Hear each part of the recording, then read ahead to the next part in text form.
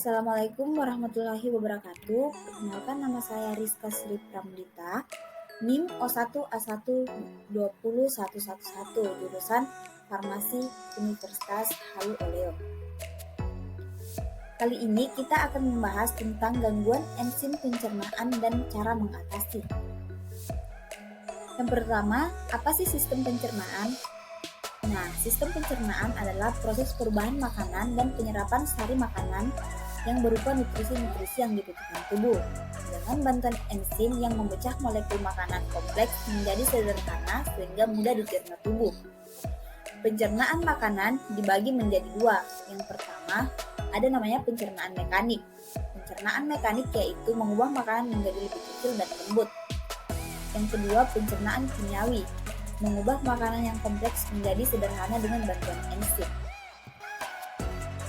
Selanjutnya, organ-organ sistem pencernaan manusia, yang mana terdiri dari mulut, kerongkongan, lambung, usus halus, usus besar, rektum, dan anus.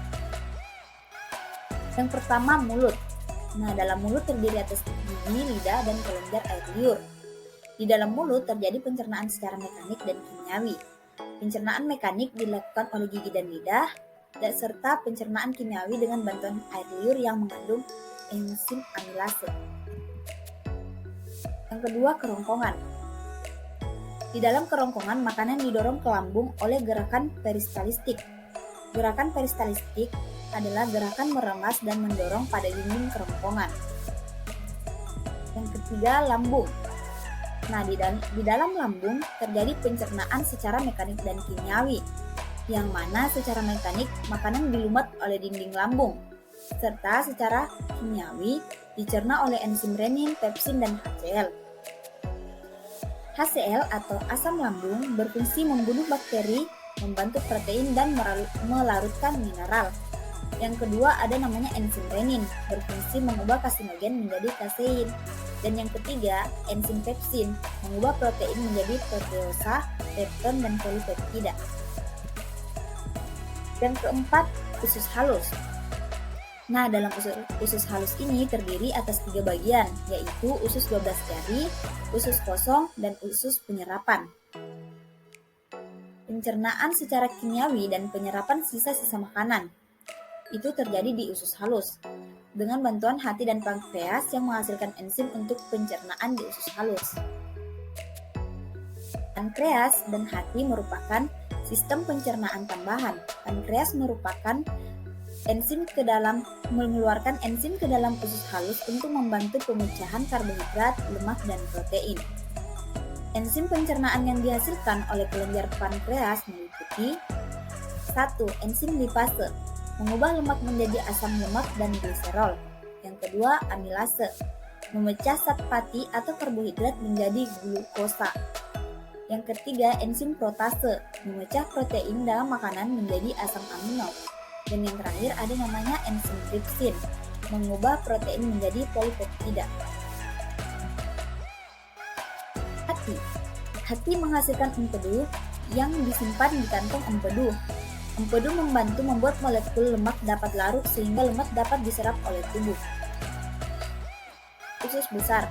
Sisa makanan yang tidak diserap usus halus yang banyak mengandung air akan masuk ke usus besar. Nah, di usus besar ini sisa makanan tersebut akan diserap kembali. Selain itu juga, di dalam usus besar terdapat bakteri Escherichia coli yang membantu proses pembusukan sisa makanan menjadi feses. Yang terakhir, rektum dan anus. Rektum berfungsi untuk menyimpan sisa makanan yang sudah berubah menjadi feses dan menyimpannya. Sedangkan anus merupakan pintu terakhir dari sistem pencernaan manusia, yaitu organ ini terdiri otot yang digunakan untuk menjaga dan menahan feses keluar dari rektum jika belum saatnya. Selanjutnya, penyakit yang terkait enzim pencernaan. Gaucher disease atau penyakit Gaucher adalah kelainan atau cacat lahir bawaan yang terjadi akibat penumpukan zat lemak tertentu pada organ tubuh terutama limpa dan hati. Hal ini menyebabkan organ tubuh menjadi lebih besar dari ukuran yang seharusnya, bahkan berpengaruh pada fungsi organ tersebut.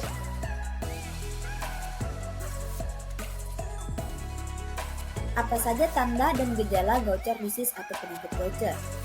Gejala utama pada anak dengan Gaucher disease atau penyakit Gaucher adalah yang pertama, pembengkakan organ hati dan limpa. Yang kedua, jumlah sel darah merah dengan merah rendah pada anak. Yang ketiga, mudah membar akibat kadar trombosit rendah. Selanjutnya, mengalami penyakit tulang seperti nyeri dan patah tulang.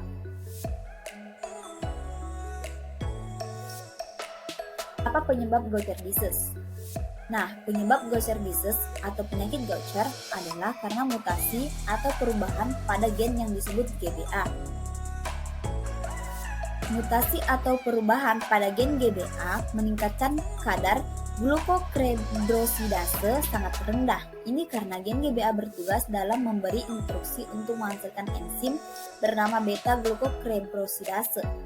Enzim ini idealnya berperan dalam proses pemecahan zat berlemak pada tubuh.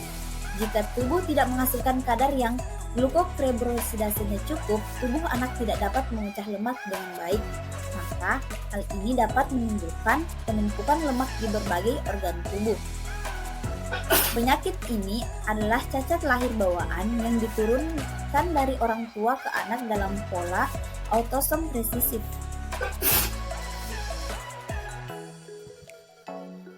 Obat dan pengobatan. Imigluceres atau obat yang digunakan dalam pengobatan penyakit Gaucher. Ini adalah analog yang diproduksi DNA rekombinasi dari enzim manusia B-glukocerebrosidase. Ceresin adalah obat kering beku yang mengandung imigluceres diproduksi oleh Gisesin Corporation.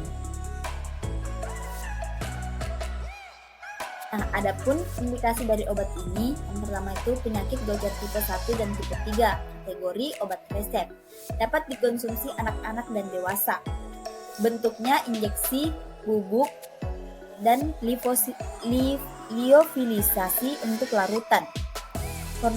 Kontraindikasi, hipersensitif parah terhadap imigluceres atau komponen formulasi apapun. Untuk peringatan, pasien dengan kondisi berikut wajib berkonsultasi dengan dokter sebelum menggunakan imigluceres. Pasien demam gejala pernapasan tanpa disertai. Anak-anak kehamilan dan menyusui.